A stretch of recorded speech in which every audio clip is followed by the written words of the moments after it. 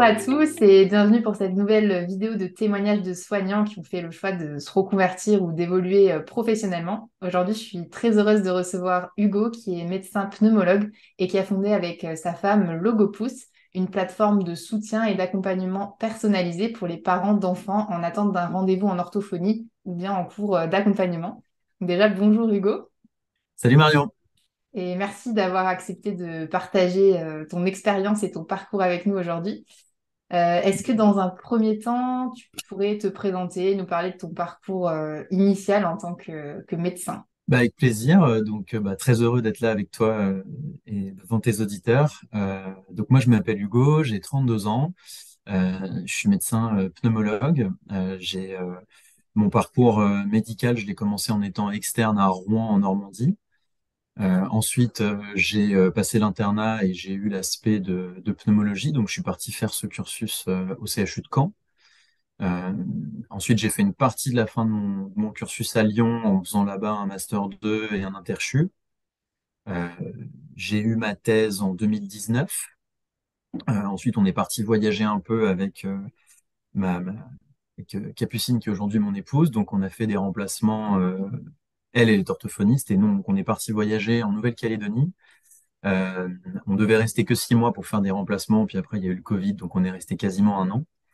Et donc ensuite, on est revenu en métropole dans le Rhône, où moi j'ai fait mon post-internat de pneumo entre le CHU Lyon et l'hôpital de Bourgoin. Et j'ai terminé le post-internat dans les Antilles, donc au CHU en Guadeloupe, en novembre dernier. Et donc ensuite, j'ai remplacé un petit peu quelques mois après tout ça, et puis on a pris un nouveau virage personnel et professionnel avec le GoPousse. Voilà. Bon, bah, merci pour cette introduction. Et tu m'en avais un peu parlé de la genèse un peu de Logopousse, mais quelles sont les raisons qui ont fait que tu as voulu, toi, évoluer professionnellement et te lancer justement dans l'aventure Logopousse? En fait, au début, c'était pas très intentionnel. En fait, c'était un projet qui concernait plutôt Capucine. En fait, Mhm. nous, comme on n'a pas eu la chance de travailler dans pas mal de régions, on a travaillé un peu dans le Nord, en Normandie, Rhône, Nouvelle-Calédonie, Guadeloupe, et moi en tant que médecin et elle en tant qu'ortho. Et puis en fait, partout où on était, elle me disait que tous les jours, elle laissait énormément de gens sur liste d'attente, des parents qui attendaient parfois 1 an, 2 ans, voire plus. Mhm. Et elle essayait de gérer ça comme elle pouvait, mais c'était pas évident forcément d'absorber toute cette demande de soins et ce stress aussi légitime de la part des parents. Et donc moi, je suivais un peu ça en parallèle de mon cursus et je recueillais un peu les ressentis, on échangeait beaucoup là-dessus et puis c'est devenu vraiment difficile pour elle à supporter. Donc elle a décidé d'essayer de faire quelque chose et ça, c'était à l'été 2021. Et donc, elle a décidé de ralentir progressivement l'orthophonie pour créer Logopousse. Et l'idée, c'était de proposer une solution à ses parents qui était donc en attente. Et donc en fait, moi j'ai aidé au début parallèlement à mon travail à l'hôpital, et puis c'est devenu aussi assez prenant pour moi. Euh, Puis en fait, on s'est rendu compte qu'il y avait pas mal de gens à qui ça pouvait rendre service, et donc au moment où moi j'ai terminé mon post-internat en novembre dernier, j'étais un peu à un carrefour de mon parcours, et on s'est dit qu'on allait essayer de jouer le jeu tous les deux et de voir jusqu'où ce projet-là pouvait nous mener. Donc c'est comme ça que ça s'est fait. Ça a été quelque chose de très progressif en fait pour moi. C'était pas brutal du jour au lendemain, quoi. Ouais. Ouais, c'est un projet qui s'est construit en parallèle avec ta compagne et finalement, c'est devenu une évidence à un moment que tu avais envie de te lancer là-dedans, c'est ça?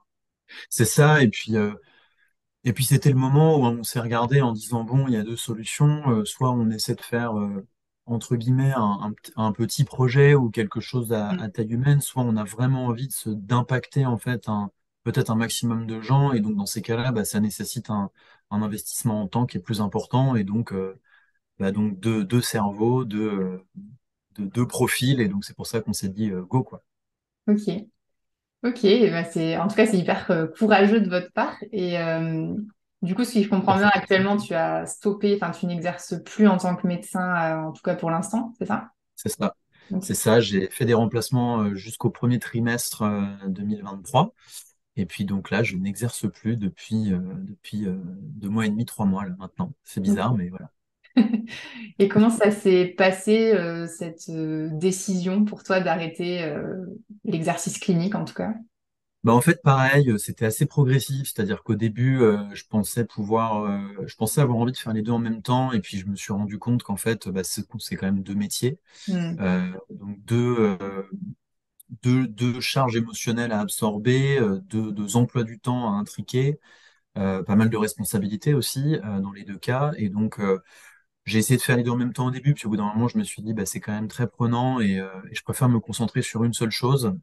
Et donc, c'est pour ça que j'ai choisi de mettre un peu l'exercice médical en pause pour me consacrer à ce projet-là. Mais pareil, c'est quelque chose qui a pris un peu de temps. Ouais, ouais, ça a été progressif jusqu'au Ouais. moment où tu t'es dit, bon, là, il faut que je mette 100% de mes forces dans ce projet-là. Et puis c'était peut-être le moment aussi, enfin, pour toi, tant que t'es jeune, etc., de te lancer dans ce projet entrepreneurial finalement. Oui, c'est ça. C'est que j'arrivais au moment où, voilà, ayant fini le clinica, j'avais pas encore d'installation, j'avais pas beaucoup d'obligations professionnelles. Donc, on se disait que s'il y avait un virage à prendre, il était peut-être plus facile à prendre maintenant que quand on est déjà installé avec une patientèle, etc. Donc le moment était à peu près opportun pour faire ça. Ok. Et tu te rappelles, bon, c'est il n'y a pas si longtemps, mais comment ton entourage il a réagi quand tu as dit, allez, je lâche un peu la médecine pour aller faire mon projet entrepreneurial avec ma femme. Bah, ça a été compliqué, hein. Il y a eu des profils de réaction un peu différents. Euh, je sais que mon père, ça a été pas évident pour lui. Lui, il était dans l'incompréhension en disant mais pourquoi? Ça fait longtemps que tu travailles pour ça. Aujourd'hui, voilà, ça peut vous permettre enfin, un petit peu de créer votre cocon à tous les deux, d'avancer dans votre vie et Mm. tout. Et le fait de dire, bah, en fait, je capitalise pas là-dessus pour me lancer sur autre chose de beaucoup plus inconnu, voilà, c'est comme ça que ça a été retenu au début. Euh, du côté de mes potes, je leur parlais quand même beaucoup de Logopousse depuis longtemps. Donc, ils voyaient l'investissement Mm. qu'on avait. Donc, eux, ils n'ont pas du tout été surpris. Mes amis médecins, ils ont été hyper soutenants là-dedans.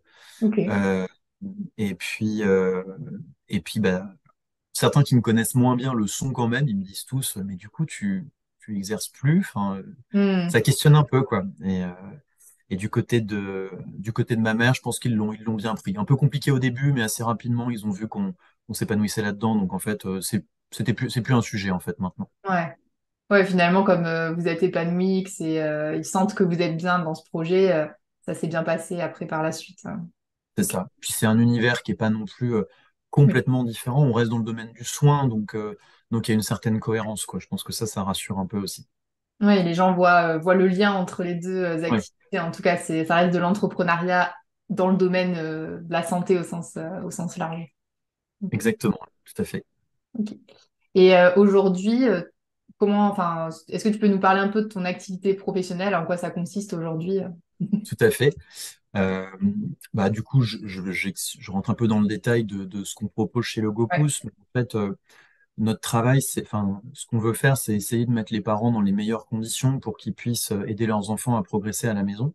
Mhm. Euh, c'est pas des choses évidentes parce que souvent, c'est des parents où on leur dit, il faut aller voir un orthophoniste, et puis ils se retrouvent sur liste d'attente pendant un an, 2 ans, et ils veulent bien faire, mais ils savent pas par où commencer. Donc, nous, notre travail, c'est surtout pas de remplacer l'orthophonie, mais c'est d'arriver à comprendre avec eux qu'est-ce qui bloque et de les aider à mettre en place des stratégies un peu pas à pas pour avancer, gagner en confiance, et in fine, arriver face à l'orthophoniste plus impliqué, plus confiant, plus serein et plus à même, en fait, d'aider leur enfant. Et donc, en fait, on travaille en équipe. Donc, moi, mon rôle aujourd'hui, c'est essentiellement d'expliquer à ces parents qui viennent vers nous comment ça marche, Ok. euh, leur faire comprendre notre fonctionnement, qu'ils comprennent comment on va les accompagner. Et c'est également d'aller expliquer la démarche de Logopousse auprès de partenaires qui peuvent être, par exemple, des structures d'enseignement, des mutuelles, des choses comme ça.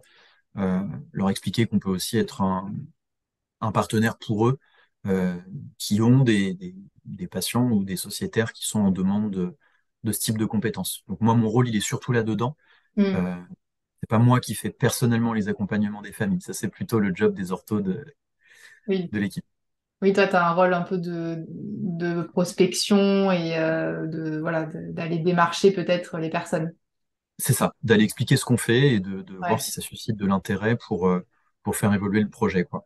Hmm. Ok. Et comment ça s'est passé, enfin, comment tu vois, pour expliquer un peu aux gens, comment tu crées une start-up comme ça, comment ça se passe un petit peu? Alors c'est une très bonne question. Encore une fois, c'est un truc de.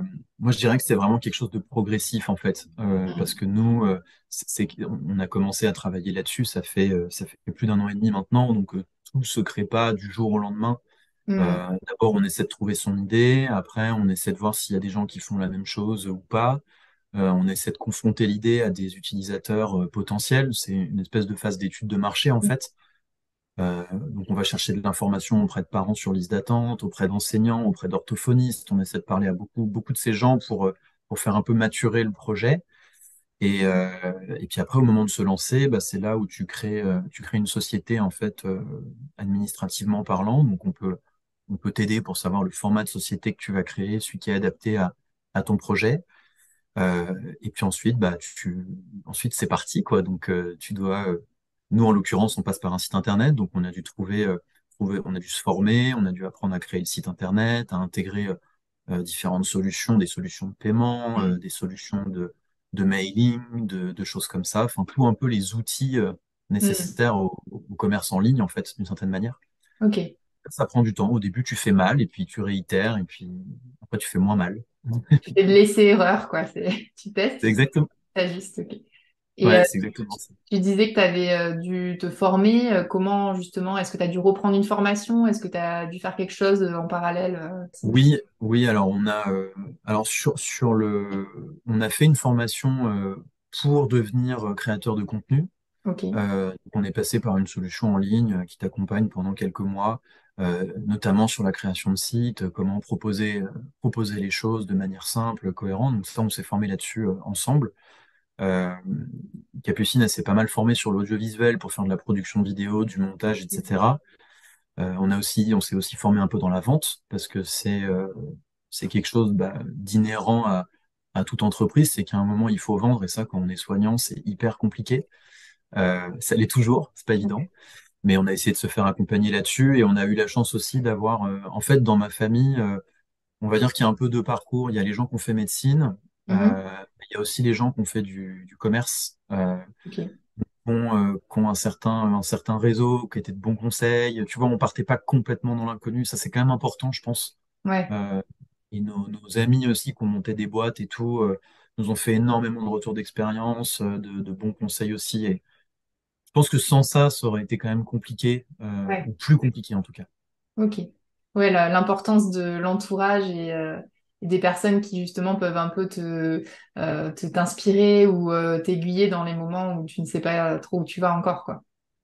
C'est hyper important parce qu'en plus, Mm. après, ça c'est mon ressenti, mais Euh, moi, j'ai l'impression qu'en étant rentré en médecine, t'es un peu conditionné depuis le début avec cette espèce d'autoroute du tout droit en te disant, bah, à la fin, tu vas être médecin et puis bon, les modalités d'exercice peuvent être un peu différentes, mais grosso modo, tu n'auras pas de problème pour trouver du travail, ça sera à peu près cadré, quoi. Le risque est assez faible. Et en fait, quand tu passes de cette situation-là à la situation de créer une boîte, en fait, c'est l'inverse. C'est-à-dire Mm. que là, le risque, il est total. Tu peux travailler 5 ans sur quelque chose qui marche pas potentiellement. Donc, faut vraiment complètement changer d'état d'esprit. Et ça, c'est assez dur. C'est un gros challenge Mm. quotidiennement. Et le fait d'être entouré, ça permet d'avoir des gens qui te disent, t'inquiète, mets un pied devant l'autre, ça va venir et tout. Et c'est comme Ouais. un coaching, en fait, et c'est hyper important. Ouais, c'est ça, c'est un peu du mentoring, des gens qui l'ont fait avant toi et qui du coup t'inspirent et te disent, te rassurent, comme tu dis, dans les moments de doute. Ouais, c'est hyper important, quoi. Ok. C'est ça. Ouais, ouais, non, nous, ça nous aide beaucoup. Ouais. Hmm. T'en as parlé un petit peu des difficultés qu'on peut avoir dans la reconversion, en tout cas dans l'entrepreneuriat. Euh, Selon toi, quelles sont-elles déjà et comment les dépasser ou comment tu les as dépassées? C'est une vraie question et avec laquelle enfin, j'y suis confronté régulièrement, notamment dans les moments où c'est dur. C'est que je trouve que quand tu as ce filet de sécurité qui est à la fois génial parce que tu te dis que si mon projet marche pas, je peux toujours exercer la médecine, qui est un métier génial. J'adore ce que je fais, enfin, j'adore la pneumologie en général. Euh, mais les jours où ça marche pas, il y a des moments où du coup ce filet devient un peu un espèce de mirage où tu te dis mais qu'est-ce que je suis en train de faire? Pourquoi je me complique la vie? Pourquoi je vais pas faire un truc que je sais Hmm. déjà faire en fait? Et je trouve que d'accepter cette incertitude pour moi c'est le plus compliqué. Maintenant une fois que tu le fais et quand tu arrives à avoir des moments où tu constates le fruit de ton travail, Nous, en l'occurrence, bah, ça va être des retours de famille qu'on arrive à Ouais. aider, ça va être des gens qui vont dire, bah, ouais, grâce à vous, j'ai vraiment pu débloquer des choses. En fait, le mentoring dont tu parlais juste avant sur Mm. l'entrepreneuriat, nous, c'est un peu ce qu'on fait avec les parents. Nous, on est juste là pour leur dire, bah, on vous aide à mettre un pied devant l'autre parce qu'on sait, on connaît un peu le chemin, mais voilà, on vous accompagne là-dedans. Et quand tu commences à avoir des vrais retours, ça te donne énormément d'énergie. Mais la phase où tu n'as pas encore de retour de tes Mm. utilisateurs, et je sais que pour nous, cette phase, elle a duré quasiment une année, quoi. Ouais, Entre l'idée de la création et les premiers retours, bah, c'est long. Donc, faut faire preuve de patience et de patience. résilience. Et Ouais, comme tu dis, bien s'entourer pour de mentors qui rassurent. Ok. ouais, c'est ça. Enfin, c'est comme ça que je l'ai vécu, moi, et que Ouais. je le vis. Ok. Et j'avais une question pour toi.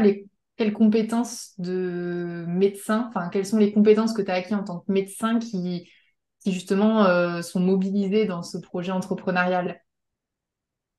Bah, la résilience, number one. Je pense que tu es bien placé pour le savoir, mais le cursus de médecine, l'internat, le post-internat aussi. Moi, enfin, voilà, j'ai été jeune pneumologue dans des zones assez impactées par le Covid, qui n'étaient pas forcément bien staffées médicalement parlant. Donc c'était des choses qui ont testé un peu la résilience. Je pense que c'est des qualités très transposables quand tu crées un projet. Hmm. Euh, je pense qu'on doit quand même, enfin, on doit faire preuve d'empathie, de certaines qualités humaines, ce qui nous permet de travailler en équipe à l'hôpital, c'est fondamental. Et en fait, ça, c'est super transposable à un projet entrepreneurial, en fait. Comprendre Ouais. que c'est comme à l'hosto, quoi. À l'hôpital, tu peux être le meilleur médecin du monde, si t'as pas d'infirmière, tu peux pas, Hmm. enfin, tu peux pas, si t'as pas d'aide-soignante, si t'as pas une équipe autour de toi, ça marche pas. Bah là, c'est un peu pareil. C'est que au début, tu peux faire des choses toute seule, mais après, faut vite comprendre qu'il faut s'entourer et tout. Donc, ça, moi, ça m'a bien aidé. Et puis, euh, et puis peut-être le côté aussi confiance en soi, parce que c'est un métier où on est confronté à des choses difficiles, et ça permet de relativiser un peu. Tu vois, quand tu as un autre projet à côté, tu te dis, bon, j'ai été confronté à plus grave, ça permet de prendre un peu de recul, je pense. Hmm. D'accord. Ouais, c'est intéressant. Merci pour ton partage là-dessus. Euh, quels seraient les conseils que tu pourrais donner à quelqu'un qui veut se lancer dans une reconversion, que ce soit l'entrepreneuriat ou pas, mais qui n'a pas osé franchir le cap? Bah, je lui dirais, et franchement, je lui dirais, écoute-toi, parce que si c'est vraiment quelque chose que tu as en toi et où tu te dis, il y a peut-être autre chose, il y a peut-être un parcours différent, faut peut-être écouter cette petite voix, faut en parler autour de soi, c'est OK. Enfin, euh, il y a, et s'il n'y a pas de réseau, il y a plein de contenus qui sont super inspirants, qui Hmm. sont accessibles. Enfin, l'initiative que tu as là, je trouve que c'est super. Moi, j'ai beaucoup écouté des podcasts qui s'appellent Génération Do It Yourself de Mathieu Stéphanie, qui m'ont fait ma psychothérapie permanente pour me motiver. Non, je pense qu'il faut essayer de se faire confiance et de se dire un pied devant l'autre.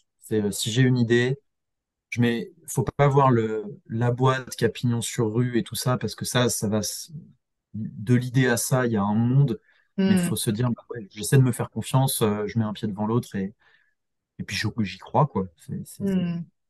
Ouais, donc croire en soi et y aller étape par étape en découpant, j'appelle ça découper le mammouth en Ouais. plusieurs petits morceaux, quoi. Ah Commencer bah clairement. petit.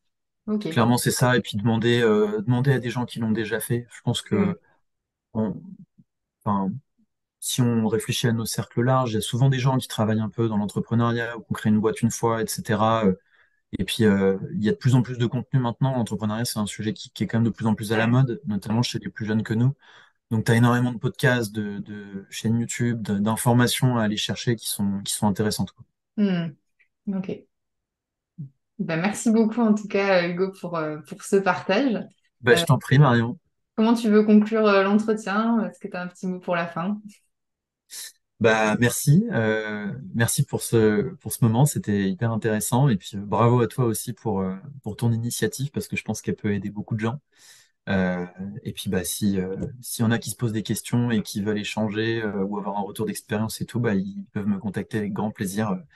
Je serais ravi d'échanger avec eux. Voilà. Super. Ouais, je mettrai tes coordonnées ou enfin ton LinkedIn, quelque chose en description de la vidéo pour que les gens puissent te trouver. Pas de problème, avec grand plaisir. Bon, bah, merci, au revoir. Bah, de rien. À bientôt dans la Salut Marion. prochaine vidéo aux autres. Yes, ciao, ciao. Salut.